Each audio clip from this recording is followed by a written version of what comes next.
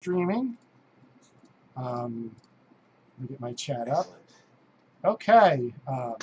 Hi, welcome to the first live episode of Level Up and Friends here. I'm your host, Scott. With me, I've got two superstars from Unlikely Heroes Studios. I've got Laurie Foster and John Pence. You guys say hi to the people. Hey. Hi to the people. Nice. I was hoping someone would do that. Yeah. They just launched Kickstarter for The Surgeon issue 3. It's in their most recent comic. If you've been following us in the store, we always have Unlikely Hero Studios books, and The Surgeon's been one of their more recent projects. I know you guys have a couple other things, but we'll talk about all of that. First, I just want to ask how you guys been doing in these trying times we're living in right now. It's you got to take it a step at a time. Doing okay, considering, I suppose. Mm-hmm. Yeah, about the same. Let's say, have you guys found I don't see. I know in Jersey here we were very much like locked down for a couple of months. Couldn't really go anywhere, do anything. I don't know if that kind of situation helps you creative types. If you work from home already, you get to do more, make more comics or get more projects done. Like, I love to work from home. I love to have that kind of privacy.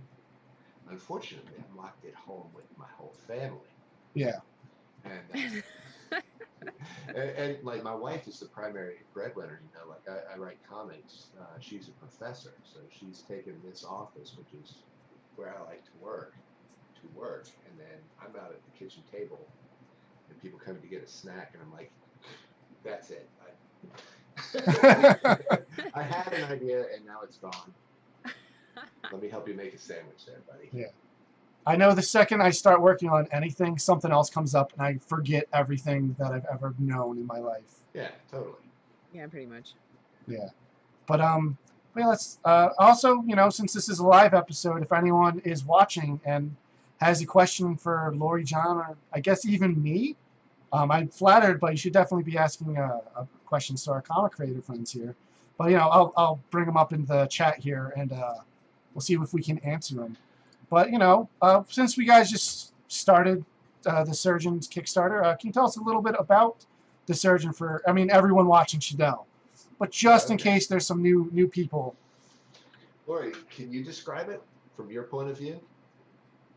Oh, great. Put me on the spot. Yeah. I can, absolutely. I'm happy to, but it's always interesting to hear other people. All right, so I'll take you off the spot. Yeah. You can compose yourself for a moment. Okay, let me think.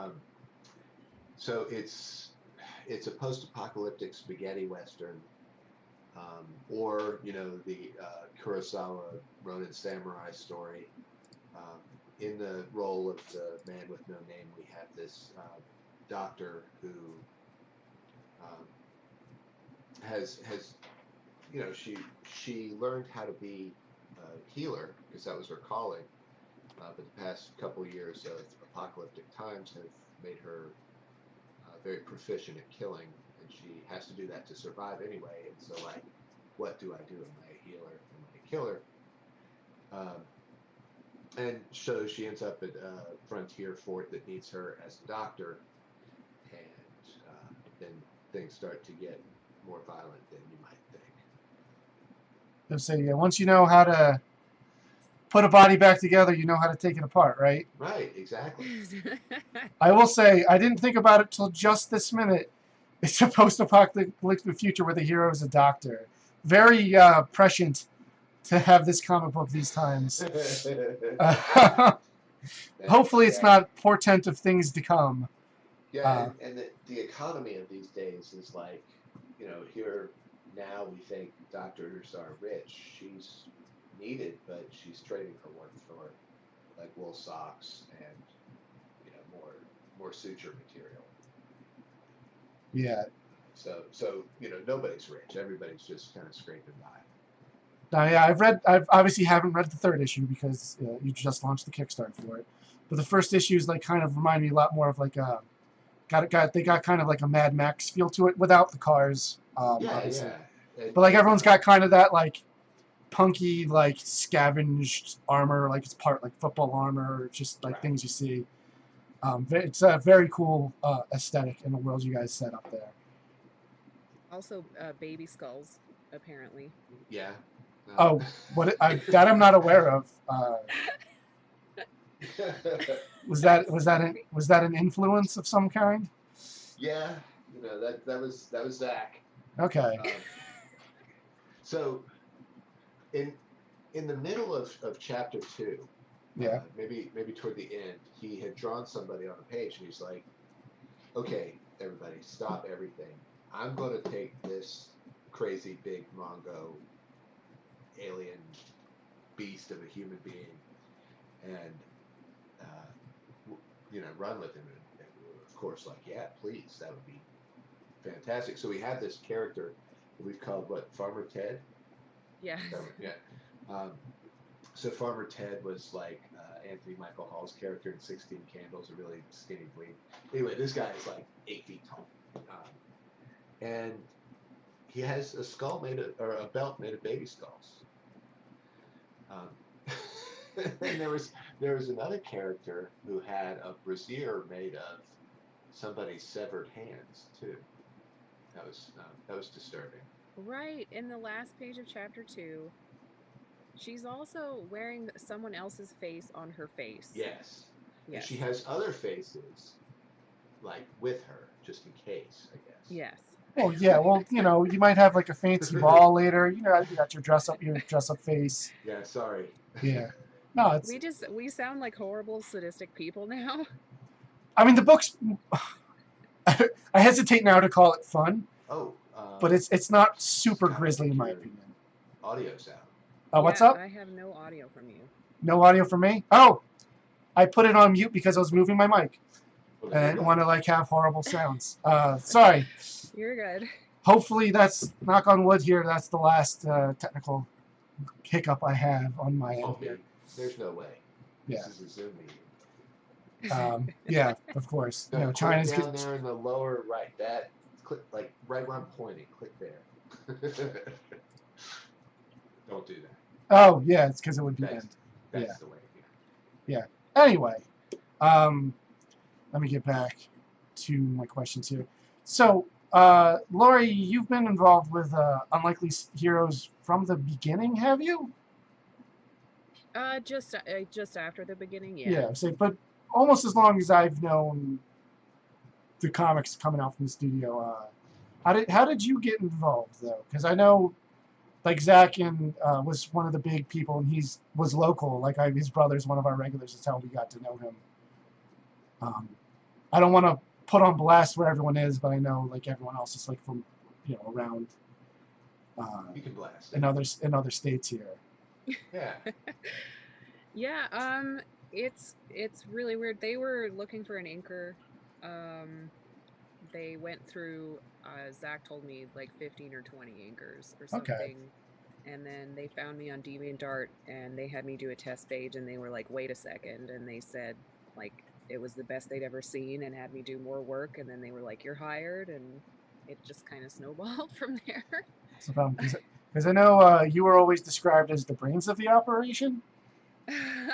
That's a fair assessment. Yeah.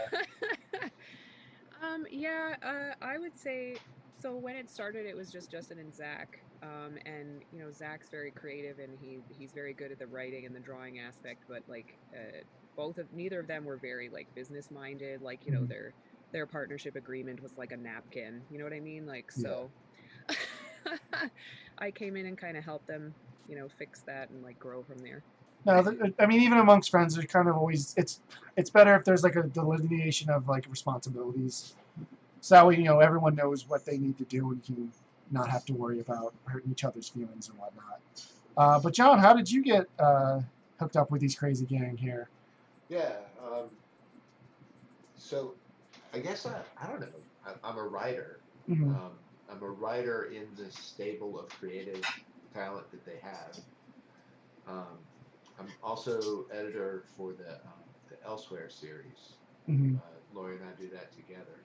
Yes, yeah, we have that available now. Yeah. Yeah. So I don't know if I'm I don't think I have a position in the company other than writer of books, but I'm happy to be included. Yeah, well, say the Kickstarter seems to be doing very well. It's always pretty. It's always pretty. They always need to do pretty successfully. They do. Um, Laurie runs a tight ship. And this whole brains of the outfit stuff. I see you like trying to bite your thumbnail, but like we have a good we have a really good boss, a really good like one person company behind this, and running a Kickstarter is not easy, and it takes work, and she does it. Oh man. So I'm getting comments. Apparently, you guys are coming in pretty quiet. Huh. I don't know if there's a way we can boost your audio. Well, I could talk louder. I mean, that's always an option, right? Yep. Yeah, I can just try to talk louder. Yeah, because I don't have a way to control your mic levels on my end. I don't see a way of doing it in Zoom either, so. I mean, I can just straight up mute you and make you ultra quiet.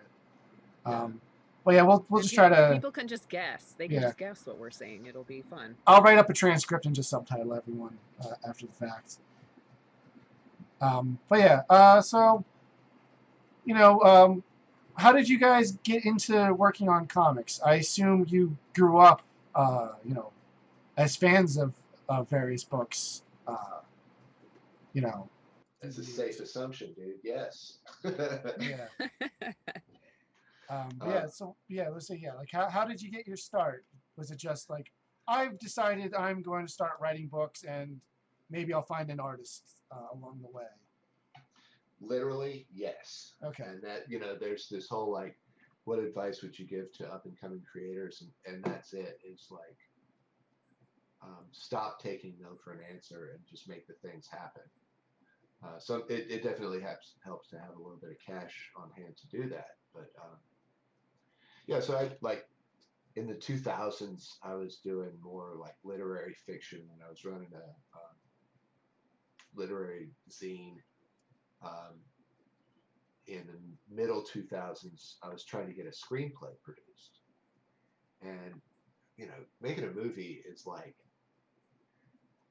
is measured in millions, right? There's no way that you can have a budget that's measured in thousands. And then like comic books are a whole order of magnitude cheaper to make. Mm-hmm. It's like, well, I like comics better anyway because that's what I read all the time. So that that was kind of it. I stumbled into it, and any comics writer you talk to is going to have like probably 5 or 6 scripts written for every one that's in print. So like the Surgeon is probably the 4th thing that I wrote. Okay. Let's see, and then Laurie, I assume it's probably similar origin for you, just from the art side. Yeah, I was really into comics when I was a kid. Spider-Man, Carnage were big ones for me. But yeah, I just hit a point, like I was doing illustration and graphic design, and then I was like, I should just try to do some comic inking, and I just, downloaded pencils and started working on inking and just kept putting up my work, and then eventually got hired. Like basically just kept pushing at it. Say any reason, anything that drew you to inking rather than like penciling or your own stuff? That's a fascinating question. Yeah, I'm kind of curious about that. Yeah, that is a good question. I will say, like, I tried to be an artist for a while, and I preferred inking to penciling. I just felt that it was more fun to play with different shadows and stuff. Yeah, I don't know. Yeah, there's just something about line work and making it dynamic and making it crazy and shading and that I just like better, I think. Yeah. Okay. It's interesting, like the different personality types that go into making a comic. You have the writer and the penciler and the inker and the colorist and the letterer, and all of them are different, like stereotypes. If you think, oh, that guy's that's an anchor for you, or that's a writer for you. They all have different skills and different mindsets, and like inking would be that would be like sitting down and doing my taxes to me. So I'm so glad that we have people who are excited about that and it's their skill set. Say in talking to a few people that make comics, is I now know quite a few indie creators. Some people I went to high school with, now I sell their comic books in our store. But it always kind of strikes me more like getting the people together to put together comic books, kind of like putting a band together. Like your penciler's kind of your like lead guitarist, your writer's like your songwriter. I say inker's like your bassist, where they're like very important but kind of underappreciated, or like not super. They don't dominate the sound. And then I guess like your I don't know who would be the drummer in that situation. I guess color. I think an inker could also be analogous to a drummer Yeah. because it's it's holding it down. But bassists do that too. I don't know. But that's something I was a metaphor I was thinking about recently. It's like, oh, that's kind of fun. Yeah. Feel free to No, use that it is cool. if you need to. If you Thanks. need that for Totally. some reason. I steal other people's intellectual property all the time. But yeah. Well, you both mentioned, you read comics growing up. Laurie, you and I probably read some of the same books since you mentioned Spider-Man and Carnage, so I assume you were reading a bunch of Spider-Man in the 90s. But what was some of the biggest influences on your work creatively, either from a storytelling perspective or just how you think about like panel layouts or anything like that? Um, Todd McFarlane, Mm-hmm. obviously. um, and I was also talking about this with someone, Scott Williams, who inked over Jim Lee. Oh yeah, so he Is a big still inks Jim influence. Lee. Yeah, yeah. Mm-hmm. It's just insane. It's just that skill of being able to make someone's pencils better, Mm-hmm. like that. Like it's so cool. I was talking about that earlier today. Like, inking, I know what I like when I see it, but I can't describe to you why. I mean, that's a description of art, right? Yeah, it is. Yeah, it's one of those things. Like, I guess you gotta like find your like Lennon to your McCartney when you're pencil and inker combination. Because I know, like they were saying, like Zach went through a whole bunch of people. Like you gotta find the person like you guys' styles fit each other. Because if you get the wrong inker, it can like really drown out your pencils, or maybe you guys, your styles just don't mesh. That's why you see like Right. Scott Williams has been inking Jim Lee basically forever. Yeah, and if you look at like other people trying to ink Jim Lee, like most people can't because they don't really know what he wants to do. Like Scott Williams is basically reading his mind at this point when he inks his pencils. Like it's crazy. Um, Well, like how many and yeah, you thousands of kind comics that have they worked on by now? I hope they'd yeah, have that.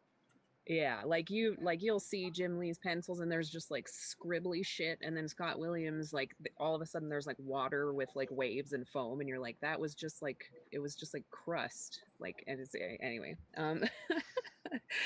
But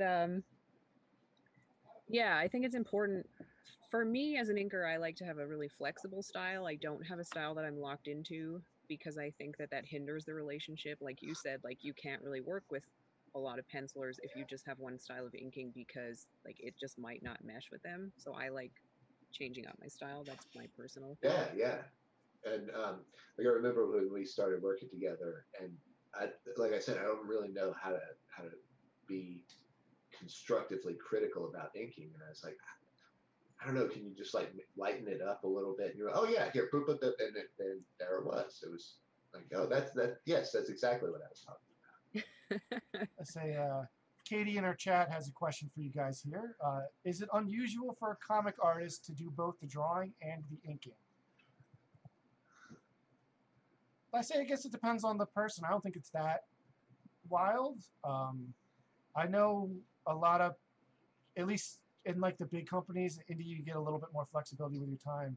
They're on such tight deadlines Right. that basically you can only like crank out the pencils and you have to move them on because you got to work on the next issue. Right.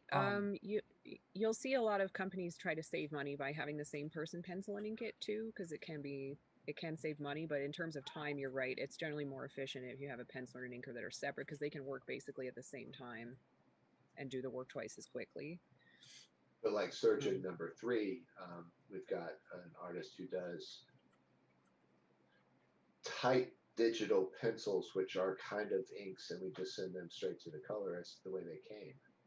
Yeah, I was gonna say because I know there's a whole different world between like doing your art digitally versus like actual still using pen and paper.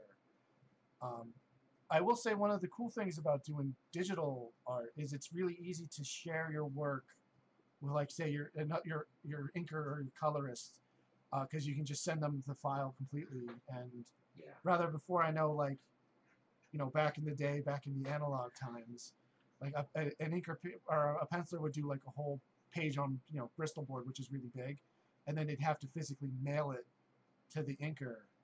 Right. Yeah. It would really, really be a lot more efficient if everybody were in the same building too. Yeah, and I know that's like where like the old Marvel bullpens and stuff, where they just basically like a sweatshop, like Jack Kirby drawing stuff and then moving it on. Lots of whiteout to cover up the coffee and cigarette stains. Yeah. Yeah, that's the thing. I'm not knocking traditional. I like it, but yeah, like especially if you're trying to work really quickly and get everything done and everyone's spread out all over the US, like it's just easier to do it digital. I can also zoom way into a page and take care of really tiny details that you couldn't do on a piece of paper. So Like it's easier to there's also fix your mistakes, right? yeah, So that Control Z. and it's not like, a lot of people seem to think that digital inking is like you just press like a magic button and like shit is inked. Yeah. But it's not. Like I have a pen and like I have nibs and I have brushes and I have like all of that shit. It's just on a screen instead of on a piece of paper. And yeah, I have an undo button, which is really handy. and it depends on the person's style too. Like I have a friend that I'm working on a Western project with, and I did a superhero project with him too. He does everything himself, but it doesn't have the same style. It doesn't have the same look as a traditional comic, really. It's more like more cartoony, more kind of cell shaded, because that's the art style that he's going for. Mm-hmm. But if you're going for that like Jim Lee level of detail and craftsmanship and love, it would be unusual for that person. And I think all that just came about by the efficiency of having an assembly line. One person to do the pencils, one to do the inks, one to do the colors. You do the letters, and then Goes right over to the printer. Yeah, exactly. So we have another chat question from Jackson. Have you guys ever heard of using comic book art as proof of concept for a film project? Is that even possible? Yeah. I mean, like back in, I don't know, 10 or 15 years ago, the only people who had subscriptions to Heavy Metal magazine were acquisitions people at the major film studios. They weren't trying to get, they were just trying to get ideas from it. They weren't the only ones, but they were. Yeah, I was about to say, like, what is comic book art but a storyboard? Yeah. Oh, yeah. I think that's part of the reason we see so many comic book adaptations, not just superheroes, because there's been a lot of comic book movies that people don't even realize are comic book movies, like Road to Perdition and History of Violence and stuff like that. Just because you already have the template for your story there. Now, obviously, you got to do a lot of other changes and stuff when you're adapting anything to another medium. But like the comic source material already has, I don't want to say a lot of the work done for you, but it's already got, you're already starting a leg up versus just, I'm adapting a novel, And in terms of like the amounts of money that people are used to, if you talk to a comic book person with just a sliver of what Hollywood people are used to, they're going to say, yeah. And, you just bought intellectual property real cheap. And Hollywood is doing reboots. It's doing comic books. It's doing, TV shows. There's very little fresh content coming. If you want real deal stuff, it's comics. Yeah. Something I'd like to add too, actually, a lot of the time when you sign up with a publisher, like Dark Horse or IDW or Marvel or DC or whoever, they usually want to lock in the film rights for whatever your property is, and they'll lock them in for quite Right. some time. And And that's that's where actually their really money common. is. Yeah. Yeah. Well, yeah, I mean, I know, like, basically, if you work anything you create for Marvel and DC, just about, unless you're like a big enough name that you can kind of set your own rules, like you're just creating for them and then you just own it. Yeah. Which is Yeah. why And I know, and they own it for a while after you're done too. yeah. Yeah. Well, especially now that Disney owns Marvel, because Disney, I know, is really. It's funny because if they didn't fight so hard for the copyright laws and stuff, like Spider-Man would be in the public domain, and then they wouldn't have to worry about Sony having the film rights to it and having to deal with them. But because But then who they makes don't, money off yeah, the Spider-Man pencil sharpener? yeah, because they didn't want to lose the rights to Mickey Mouse, but like it's eventually going to happen because Walt Disney's been dead for a long time. But yeah, like if anyone out there, like at Netflix, like wants to take a look at our books, like. So we've didn't got they some make good a shit. deal with Mark Miller? Has anything come from that yet? I mean, Mark Miller makes deals with everybody all the time. That dude is, I don't know. Yeah. With the, which property was it? Do you know? That's just this Miller World stuff. Oh, yeah. Which I don't. It's probably really bad that I don't remember any of the things that are in that. But it's just stuff I generally personally don't read. I mean, whatever. I like creator-owned stuff blowing up. I think the internet's kind of been good for getting to know the creators of books a little bit more. It's like, for example, a guy who works in a comic book store can do this and introduce the actual comic creators to the people that will read the comic. Thanks for doing it. Yeah, I would say, yeah, before, back in the day when I was a kid, it would just be like, maybe you got the letters pages in the back, but like nobody paid attention to that, Oh, I read every word. Oh, I never read that stuff. I used to not. I mean, they still do some. Like, there's still Turtle Tracks and Ninja Turtles and stuff, I think. But it's fun. Like, occasionally a customer comes in and points out, like, hey, they printed my letter. I'm like, oh, that's cool. I'm like, I can just tweet at them now if I want, but that's one of the cool things about having such an interconnected world now. I remember Indiana Jones #2 came out, and he had this whip in motion around his head, and it came around out to here. And then in Indiana Jones #3, there were all these nerds in the letters fired up about how physically impossible that cover shot was. And they were like, there's no way a whip could be in motion in that position, and here's why. And then somebody would reply to that for the next couple of months. It was fantastic. And it was like this 3 or 4 month long version of what's happening on Facebook, any post that ever gets posted.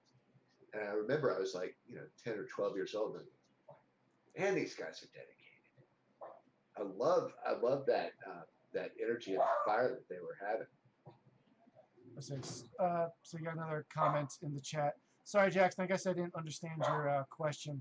He was asking if people produce a comic book from scratch for the exclusive purpose of using it as a concept vehicle. Instead of writing original screenplay and make a comic book, is this done in the industry?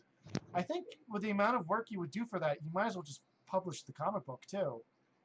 Yeah, a lot of people look at comics as a script pitch. That the first book, the first series I put out, they were Hollywood people. That's how they looked at it. Yeah, so I'm not sure if anyone does that specifically in the industry, but I'm sure it happens. I think they would if it was cheaper. It's pretty expensive to produce a comic. Yeah, it's pretty time consuming because not only do you still have to write the comic, you would have to write a screenplay, but then you have to draw it or get someone else to draw it. But it's an interesting concept. Maybe if it was like you were able to do it as more of like a smaller one issue kind of thing, you're able to get it more across. I do know, we're not really movie industry people, but I do know sometimes if you have a pitch, like you can have a bunch of concept art and like other things ready to go rather than just the like script stuff. Yeah. Most people just do that because that's something one person can do. You can just kind of sit at the computer and bang it out. Yeah. But like I said, with the amount of work that would go into that, you might as well just publish the comic, and then you can start building up a fan base as well. And that probably goes more for selling your comic. Like you'd be like, I already have, like 20,000 copies sold or something like that. Then you see like, well, there is a fan base for this. Yeah. Yeah. So plenty of people do that, and I've, as a writer, I've run across people who have a script and they're like, I'm basically just going to turn this screenplay into a comic book by adding pages. People do it. It kind of offends me because, they're different art forms. One is, I mean, how long does it take you to read a 22-page comic book? It takes about 15 minutes, right? Yeah. Well, it depends if Bendis writing it or not. Yeah, exactly. Yeah. Because that takes me like 2 hours. And depends on how deep you get into the art, whatever. But a movie is hour and a half, 2 hours. Movie has to have its acts, its 3 acts. Comic book kind of works best if it's got a cliffhanger at the end. Yeah, comics. Yeah, it was one of my rules for buying comics personally. One of my main rules is like if I still get the book if I'm interested in reading the next issue. Yeah. But I think that's one of the benefits of comic books because it's really, really long form storytelling, especially if you're like, that like, say you get Spider-Man and they give you like, well, we're going to give you like 50 issues to work on. Sometimes you just do like fill-in stuff, in which case you just need to, have 1 or 2 issues to tell your 3-act story.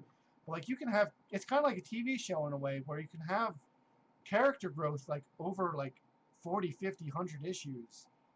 Whereas a movie kind of, to do it in a satisfying way, you said you have the 3-act structure. You have to think about your story in different ways. But one of the interesting things to do, like, say someone has a script they're really passionate about and it's just not getting made.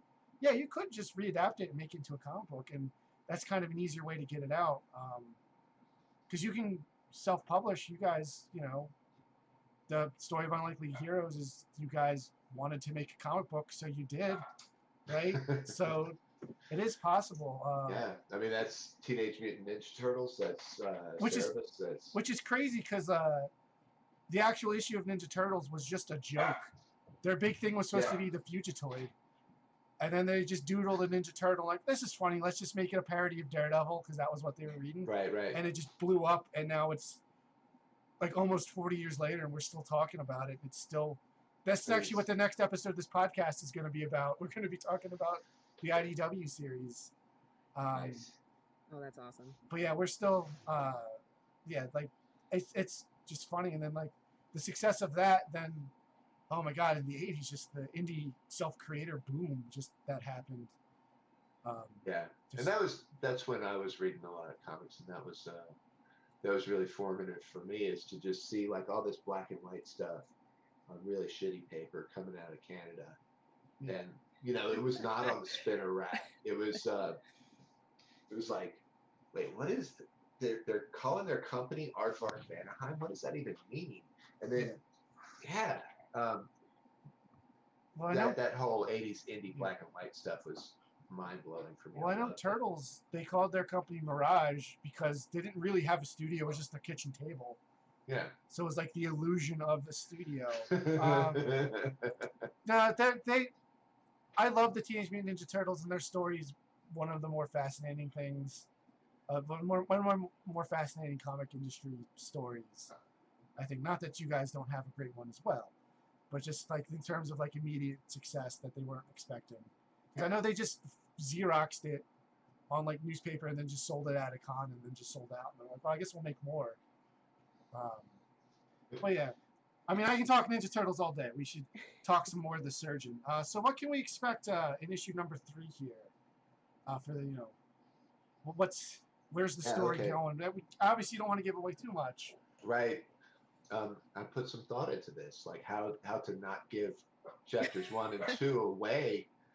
All right, so Doc Hanover ends up at a fort that needs her to stay for being a doctor, and she kind of gets suckered into a deal because she's a good fighter to kind of train the militia in like close quarters combat. They were okay with rifles, but they didn't know how to punch and use a blade as well as they could. Um, and then like when she's ready to go, when she has kind of done her job, bunch of lunatics come and besiege the fort. So that's like where issue 2 stopped, was in the worst part of that siege. And so what can you expect in chapter 3? Well, the siege will be concluded, and then the next thing will happen. Oh no. Yeah, no, it's hard to talk about an issue without just explicitly giving it away. Yeah. Yeah. But like, that's what the solicits are. I have to read every single one of them for every book that comes out. Yeah. So there may or may not be a battle with Farmer Ted. Okay. Yeah. I mean, kind of obviously, like he's right. He's the boss fight. He's the top of the second act boss fight. Yes, there will be one. Yeah. So obviously the Kickstarter is live for issue 3 right now. So what are some of the cool stuff you can get for backing it? Like, I know obviously that you can get the other issues of Surgeon. You can get obviously Surgeon number 3. Is kind of the main one people probably want to get. Yeah. We're also giving away art prints. We have a really cool enamel pin of Farmer Ted, Baby Skull Man, except it's really cute. It's a cute enamel pin. It's somehow of a man with a belt of baby skulls. You can take it home to your mother, right? Yeah, exactly. It's very it's like in neon colors. It's really stylish. And we're also actually doing a really cool, and I'm so excited about it, an antique surgeon coin, like a real coin. Well, it's real in that it physically exists. Yeah. Yes. It is a real coin. You can't use it at the store. Mm-hmm. And probably. I don't think it's made of pure silver. I don't think so. I don't think you guys are charging enough for it, if that's the case. Right, exactly. We're also, I'd like to point out, we're selling, the words are there, original art from the Surgeon 1 and 2 by Zach Dolan. The Surgeon 2, no one's even seen those pages for sale yet, so I'm really excited. Like, if anyone's interested in buying them, basically almost all of chapter 2 is available, so... Okay. And if you guys haven't seen Zach's art in person, it's amazing. It really is. We have some visual aids here. Oh, John has one this time. Yeah, I have one. Let's see. That's terrible. Yeah, thanks a lot, internet and digital technology. This is my favorite page. This is page 22 from chapter 1. This is why I got into writing comics, is to see something like this made. So I have a question here from Kenneth for you guys. I've seen you've already laid out Hanover's story. How many books would you like to put out there where you would be satisfied with her story to complete her background, etc.? Well. So I have written 6. There are 6 chapters that exist, and that's a tidy little arc. But my whole one of the influences was like the Kurosawa samurai film to spaghetti western transition. Right, that was all I ever watched as a kid. But then the other big influence was Conan the Barbarian, and Red Sonja. Like, so Conan has these stories where he's just a young buck barbarian, and he has these stories where he's King Conan. We have these stories where he's like graybeard Conan sitting on a throne, kind of barely held together. So that's what I wanted the Surgeon to be as a potential. She's been through a lot. There's a lot of backstory, so I can always go back. I do some world building. I have a lot in the past. I have a lot in the future that we can go to, and then split off to other characters too. So in theory, you could go on forever. That's what any comic book writer wants. like 3 of those going on at once. That's what we want. Yeah. But yeah, so it sounds like you've got a plan. Like I said, 6 issues is a good. That's a trade paperback, you know. Yeah, right. It's good. It's good you guys got that, you know, in the hopper there. And then obviously sounds like you got tons more room to grow with her. But yeah, she does. She definitely seems like a flexible enough character where even if you're not constantly digging into her backstory and stuff, like she's done. All right, I'm done with this adventure. I can move on to the next, and it can be totally different. Yeah, and Yeah. as a wanderer, that's easy to do. Yeah. Sorry, Laurie. What were you? No, it's okay. I was just gonna say, John is incredible in terms of, I mean, he's incredible, but he's an incredible writer because he can basically write on the spot and like the story. It's not like when you watch a TV show and then like when like they get to the point where they started writing new episodes and like it like goes completely off the like Off the deep end. Yeah. like it's just like completely different. You're like, what the fuck just happened? And they try to like they try to like go back and make everything work. Like John doesn't do that. Like I know, like even if he doesn't have like 400 issues planned, like he could write 400 issues and the story would all make sense and it wouldn't be like sewn together at the last minute. Do you know what I mean? Am I making sense? Thank you. Yeah, So like that not sounds having like to retcon, right?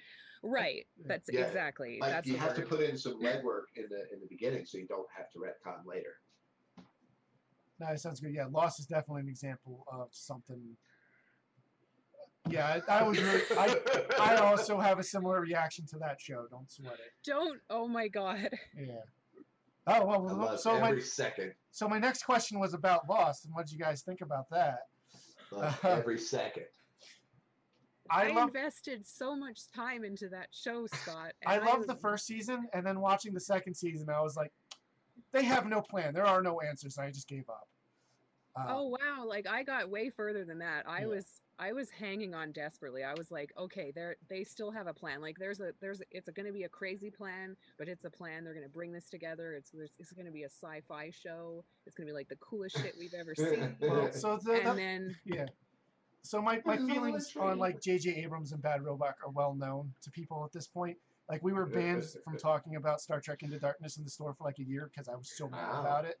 But like all they do, I hate the mystery box. I hate it so much. It's a marketing gimmick. It's not a storytelling convention. It's just like here's all this cool setup, and it's never had a satisfying payoff in any of their projects ever. And it's just, look at the new Star Wars movies. What was that? Oh man, go. Yeah. Anyway.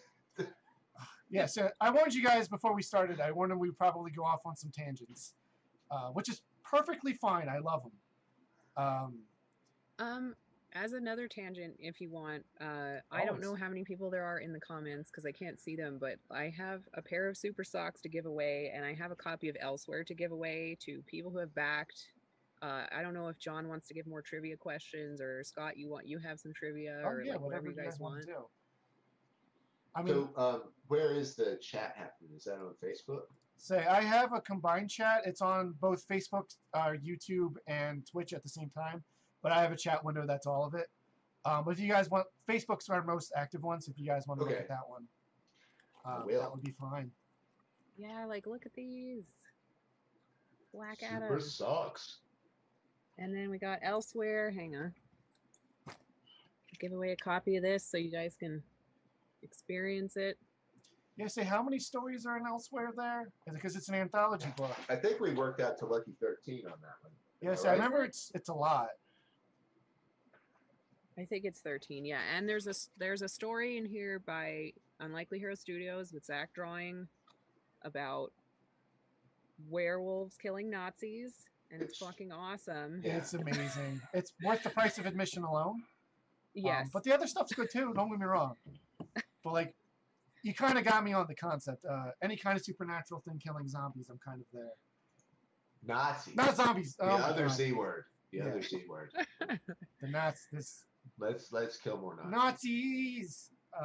They got me again. Well, yeah, I mean, anything killing zombies too is also cool. But sure. Well, and that's what, like, in any video game that I get for my kids, I don't mind if they're killing zombies, Nazis, or demons, right? Yeah. Or robots. Yeah. You know, like I don't want them just doing Grand Theft Auto, going around and macking people on the street. But Nazis, come on. Yeah. Also combinations like Nazi zombies. Mm-hmm. Those are fine. Yeah. Nazi vampires, Also Nazi work. surfers. There you I'm go. surprised we haven't seen a movie about Nazi surfers yet. Surf, There's Nazis so Must much. Die, 1974. I think. Oh, is that a real thing? Yeah, Are that's you making that up? I'm not. Oh my god. It's a Roger Corman picture. Oh, of course it's Roger Corman. I was I'll gonna say bet. my friends and I. Don't go telling people I said that, but I think it's true. Yeah. Well, I was about to say like we have like a bad B movie night, but we haven't been able to do it from quarantine. Some friends and I really want to start doing it again. But that would be a good one for that, I think. Oh yeah. You know, you watch things like The Room together and stuff, and it's fun. Surf Nazis. What must they do? Yeah. Die. But I saw Surf Ninjas when I was a kid. There's so many surf genre movies. But Surf Ninjas is bad. But yeah, so if you guys want to do some trivia for the giveaways, Sure. let's see. I guess it should be unlikely heroes related or just anything. Let's do a broadly unlikely heroes related. Now let Okay. Laurie do that one. Oh no, damn it. Oh, sorry. Yeah, you don't like to be put on the spot. No, I can't. Okay, Well, I'll do a. I can put one out there, but I might need you guys to corroborate the answers for me. Yeah. Okay. Yeah. Okay. What year did Super #1 come out? Do you know, Laurie? I don't know if I know. That's the one issue that I didn't The ink. reason I was trying to pass it off to you is because I'm going to go pee. I'll be right back. Yeah. Well, I tried. No, we can go with that. I will find it. I'll say yeah. My issue's in the other room, so because I would assume it's printed inside that. But that'll give people a chance to get the answer. Maybe someone's going back and looking now. But yeah, so we can talk about. Let me pull my questions back up. Well, speaking of Super, I know, Laurie, I've talked to you. One of the other projects you guys are working on, you want to do a remaster collection for is it the first volume or is it everything you guys have put out so far? Yeah, I want to do. The plan is to do 1 to 7 issues, 1 to 7. We're also going to put the Werewolf Nazi story in there. There's also going to be like a huge memorial section for Zach in there. We're going to get art from various artists of Zach or of our stuff. And there will also be a stretch goal or some kind of something in the works of like the Super character Bible, because there's something like 100 to 150 characters and like people haven't seen probably half of them. In and regards I to think it would be really cool. In regards to the Super question, real quick, Sarah White on Facebook said 2011. That sounds right. I would need you guys to confirm that for me. Yeah, let me. I was to say we did the launch party on the store, so I can look up on our Facebook when those images were. But yeah, in regards to the Super thing, I know some of us have had, and by some of us I mean some of us at the store and some of our customers and stuff have gotten Zach art over the years, and I know we're going to try to scan them and contribute as well to that. And I want to write something up for that if I can. Yeah, to absolutely. be part of that book. Mm-hmm. Because I don't know if we want to get too deep into that, but like, you know, we lost Zach pretty unexpectedly last year. And I saw who's the artist on the new issue. I'm terrible with names. I'm so sorry. The new issue of The Surgeon? Yeah. It's Stan Yak. Okay. I mean, I think he's doing. I think his art fits the style pretty well. Yeah, I mean, Zach is, like John was saying, Zach is irreplaceable. Like, it's not, you know, but Stan's doing a good job. And that whole lot of work went into that whole process too. You know, finding somebody who could. I was about to say, if you guys don't mind my asking, how much Zach art made it into the final book. I know some of the covers are is stuff he worked on Oh, right, for chapter three. for chapter 3. Yeah, I mean, just for continuity's sake, it's all Stan. He had Zach has one of the covers. He had thumbnailed the pages from one to the end, but you know, yeah. I mean, yeah. Yeah. Again, I know it's kind of a bummer to bring up, but he was a big part of the creative a, process for all this a stuff. huge part. And I mean, as much of a bummer as it is, I like talking about him, Yeah. and I like the way that um, you know, I don't want this wound to get scarred over too soon. Yeah. Uh, Well, I was about to say okay to keep it fresh. it was crazy when we got the news because he had done an appearance in our store like the day before. Yeah. He was supposed to be in the store again that Saturday because it was our every year we do like a birthday party for the store. So we thought we like to get some local creators and stuff in and make it like kind of an event. And he was supposed to come in, but then like that Tuesday, his brother called us and was like, "Hey, I got some news," and like you know, so it was just completely taken aback. Like my story is not unique. You guys worked with him more closely than I did. Yeah. One great thing about Zach is whatever he was down for, whatever crazy thing we wanted to do in the store, and he always did very well because his art was so great, and still Yeah, is. I can't Yeah, believe I can't believe how well he did just like drawing in front of people. Like he could just sit there for an Yeah. entire convention and draw for 10 fucking hours. yeah, he was like a And it was machine. entertaining Yeah, and cool. Yeah, it's amazing. but I'm gonna call it. Sorry, real quick. That Sarah White. We'll say you won it. Um, Yeah, she is right. Sorry, I didn't yeah, want to yeah. Right. interrupt So you. when we're done here, I'll send you a private message and we'll figure out how to get some prizes to you. But yeah. So I know it's been big shoes to fill, um, but I'm glad to see projects continue on. I'm glad to see the comic company he helped create is still making stuff. That's the best way to kind of that's the best like tribute and legacy an artist could really have. Yeah. Yeah. Yeah. Um, but yeah, But yeah, so we're planning to we're in the process of relettering issues 1 to 6 with Eric lettering them. yeah, Just because we kind of didn't really know what we were doing for the first couple of issues, and we learned as we went. yeah, which And is fine. we're way better at it now. So we're relettering them. We're tweaking a couple of jokes, changing them to things that Zach actually wanted in there but didn't get in there.